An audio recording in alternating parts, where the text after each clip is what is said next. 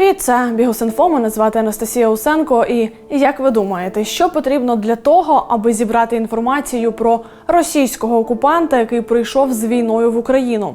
З деталями про нього, місце проживання, місце перебування його групи, бойові задачі і навіть місце, де підрозділ зберігає боєкомплекти.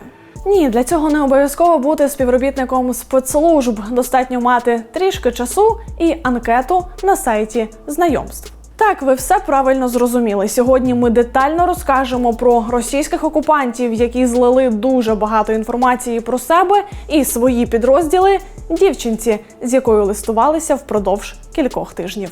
Перш ніж почнемо переповідати вам цю історію, хочу зазначити, що уся інформація про окупантів, їх місце розташування, фото, відео, голос були вчасно опрацьовані нашими правоохоронцями та спецслужбами. Бажаючих все розповісти про себе нашому інформатору було багато. Ми обрали найцікавіших персонажів та найцікавіші історії.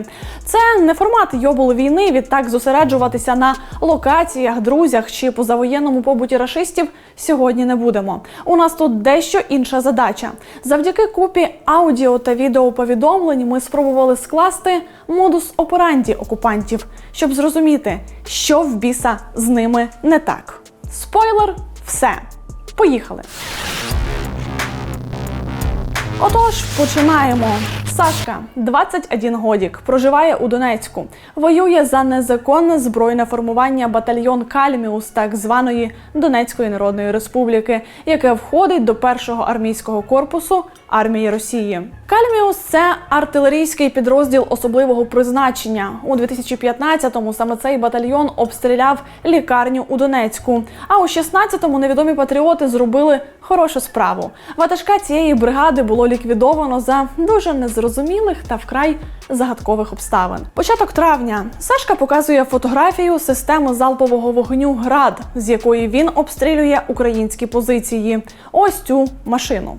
Катаюсь, отрабатываю и так по кругу. Что отрабатываешь? Система Град. А как это работает? Громко. А с тобой можно поехать посмотреть? Лучше не стоит, особенно сейчас. Не так давно обстреляли моих сослуживцев. Машина мощная, но не бронированная. Ладно, буду тушить телефон. Зарядки пока нет, надо экономить. Заранее спокойной ночи. І час від часу Сашка зливає нашому інформатору своє місце розташування або просто пише, у якому районі він працює. Куда опять? На огневую позицию. Уже все, отстрелялся и приехал заряжаться по новой. А куда ты ездишь? Выезжаем из Пантелеймоновки и в поле на окраине занимаем позицию. Их несколько. Або ж показує відео, знімаючи все навколо себе. Вот дождик, вот моя маскировка. Дальше больше вот. А вот мое барахло, мой рюкзак, спальник, супер прибор. Пока тебе столько материала, а потом, может, еще что-нибудь я подсниму. І на умови, у яких перебуває група окупантів, Сашка теж поскаржитися встигає. Я под дождем зато помылся. Окон нет, в смысле, в прямом нет окон, вот вообще вот. Ветер туда, дождь залетает нормально, а в машине хотя бы хоть какая-то герметика темноты. Я уже даже не знаю, чего я уже могу бояться. Мне все так надоело, что меня уже и не закошмаришь. Розповіді Сашки дуже показові. Вони в першу чергу класно ілюструють відносини між різними підрозділами окупантів. Так, ми і раніше здогадувалися, що до так званих мобіків з так званих ЛНР і ДНР рашисти ставляться, м'яко кажучи, зверхньо.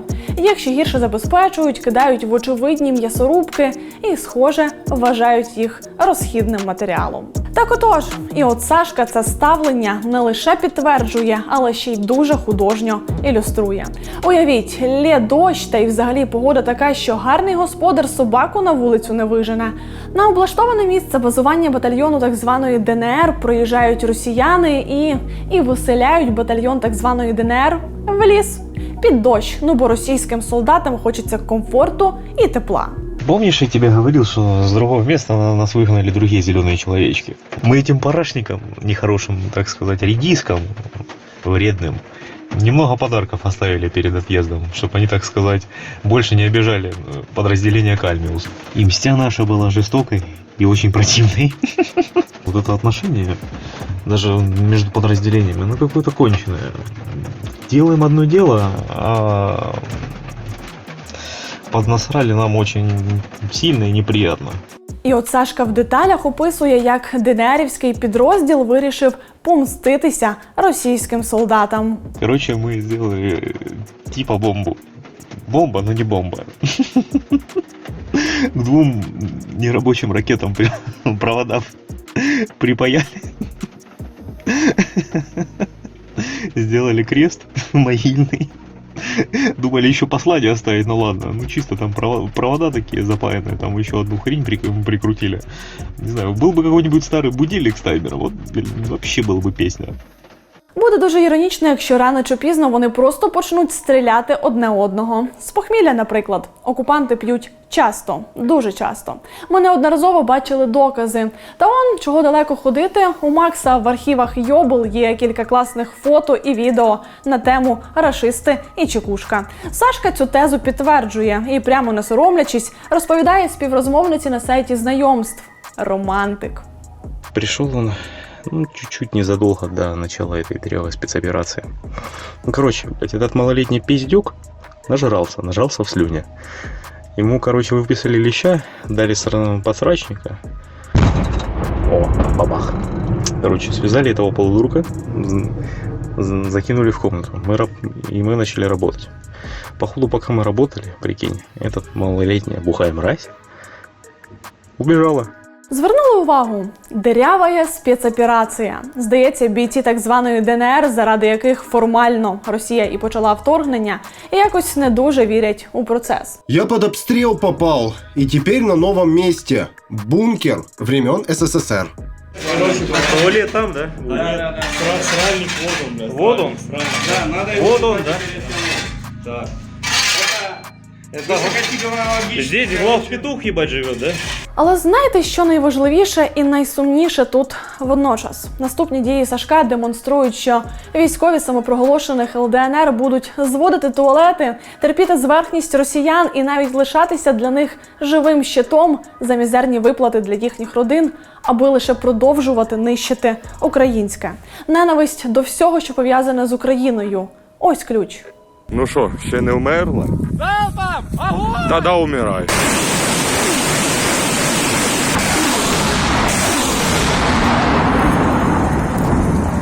О, слава Росії! Я підсумую коротко. Сашки з ДНРівського Кальміусу 21 рік. Коли росіяни у 14-му окупували частину Донеччини, Луганщини та Крим, йому було 13. Це 7 клас. Загалом ідеальний момент, аби промити мізки, користуючись поки що за слабким критичним мисленням і стартом гормональних перебудов. Озброєні російською пропагандою окупанти непогано впоралися із задачею.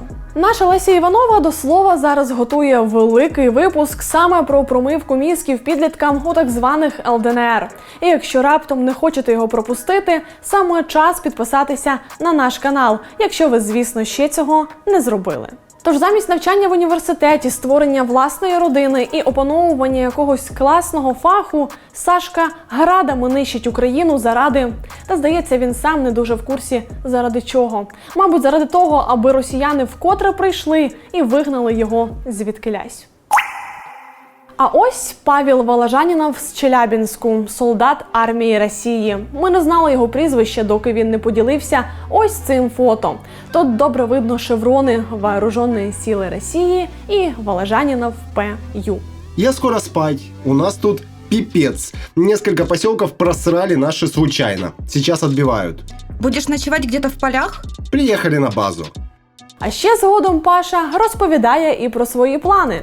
Это ты надолго на Украину? Еще 1,5 месяца точно, потом отдыхать месяц или 2 и снова сюда.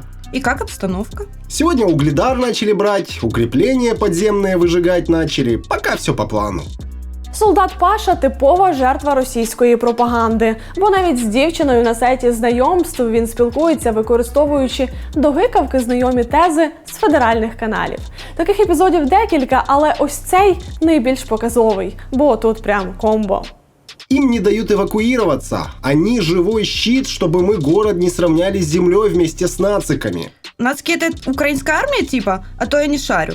Это националистические батальоны, и есть постоянная армия Украины. Постоянная армия воюет в основном от того, что им промыли мозги, либо из-за страха. И это они сами говорят, те, которых мы взяли в плен.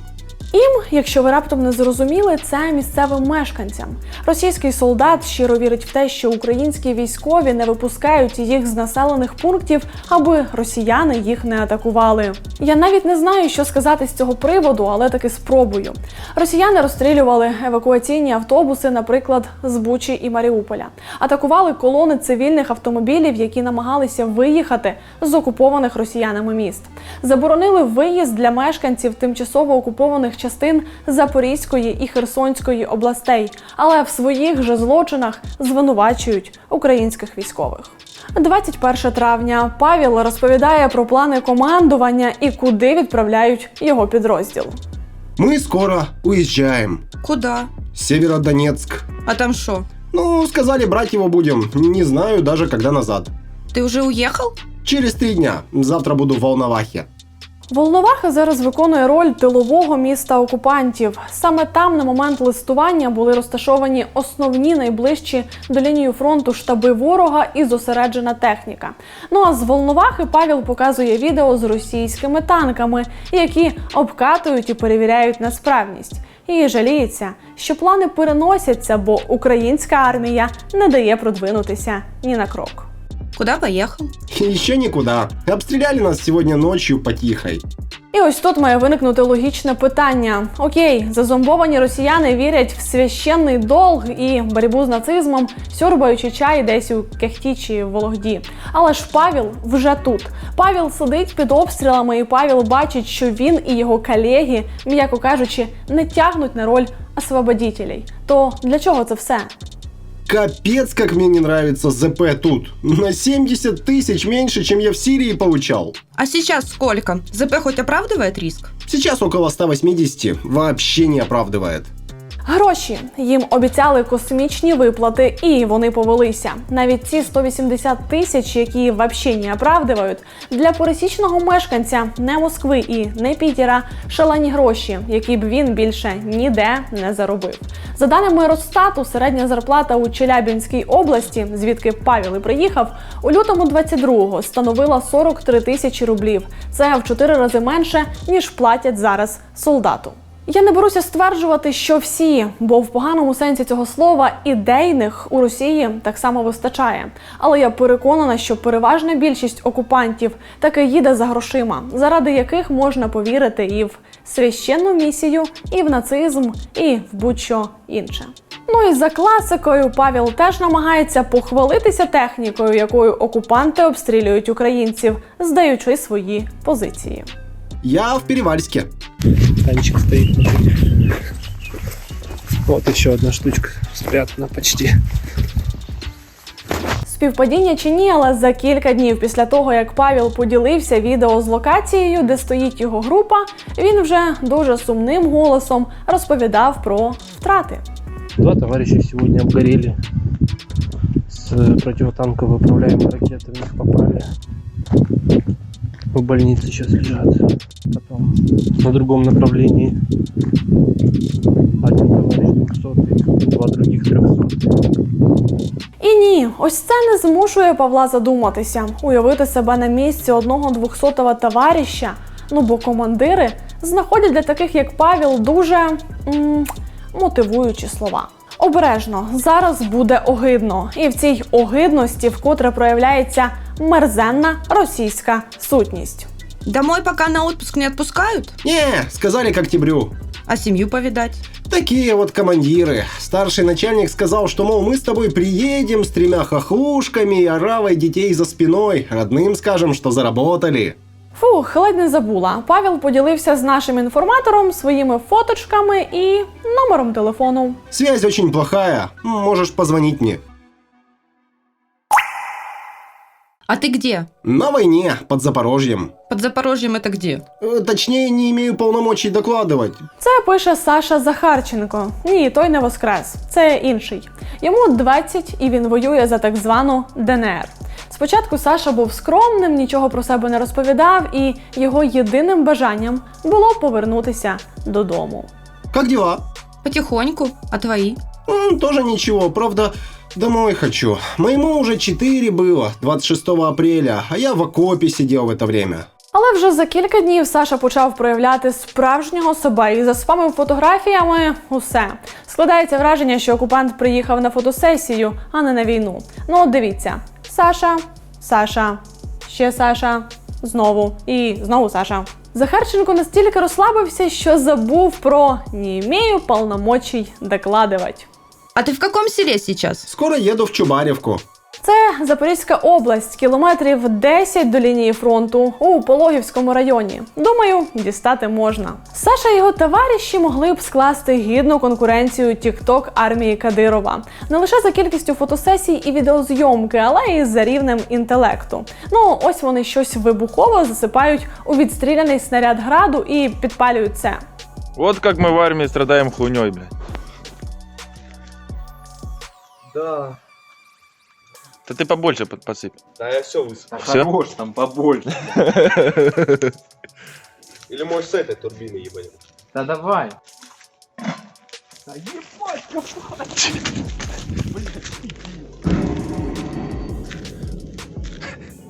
Вище ми вже згадували про промиті рашистами мізки підлітків з так званих ДНР і ЛНР. Захарченку на момент окупації було 12. І ти, 12-річний хлопець, дорослішаєш під нескінченні розповіді про нібито героїчних шахтарів, які взяли до рук зброю, аби захистити рідний Донбас від майданутих. Фронтові та вкрай романтизовані байки старших чоловіків і постійні обіцянки розквіту квазі-республік. І от Захарченко виріс з тезами про війну, але він її очікувано сприймає як екшен, як пригоду, як щось класне, круте і дуже романтичне. Чи можна це якось змінити? Чесно кажучи, я не знаю, але дещо на Захарченка таки діє.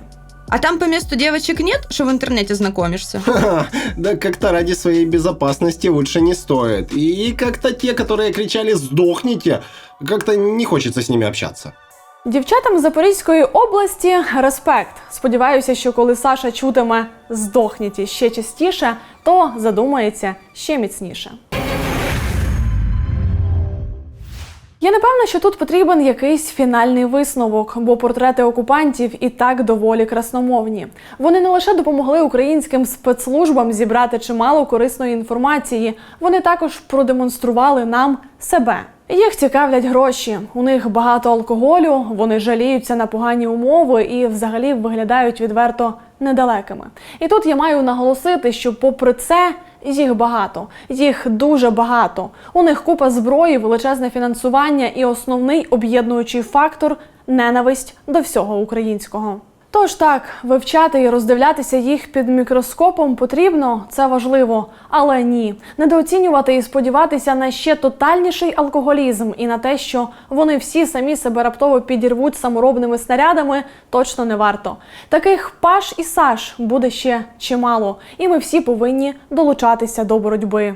Спасибі, якщо здобуваєте ось таку корисну інформацію. Спасибі, якщо волонтерите, займаєтеся контрпропагандою і, звісно ж, підтримуєте Збройні сили фінансово. До слова, традиційно у своїх випусках я прошу вас, наших глядачів і підписників, допомогти фінансово одному підрозділу Сил спеціальних операцій, де на захисті країни стоять мої друзі. Нам потрібно купити кілька одиниць приладів нічного бачення. Ціна за один – більше 3000 євро. Наразі ми зібрали лише на половину одного приладу. Реквізити рахунків, на які можна задонатити, ви побачите у описі до цього відео. Я вдячна кожному нашому захиснику, хто захищає країну зі зброєю у руках, і кожному, хто допомагає Збройним силам в тилу. Разом до перемоги і до зустрічі!